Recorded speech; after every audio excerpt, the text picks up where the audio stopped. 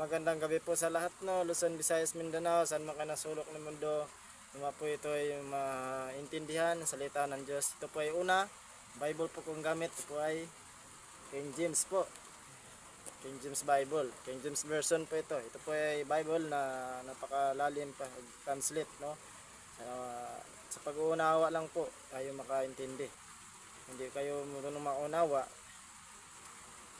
mas importante talaga ang makaunawa kayo sa salita ng Diyos.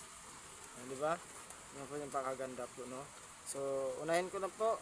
Unahin ko babasahin sa John 1:12. Sinasabi po dito, ang aking tanong po, lahat ba ng tao anak ng Diyos? Yun po yun. So, ngayon, babasahin ko lang po sa 1 Juan 1:12. Sabi dito, datapwat gaya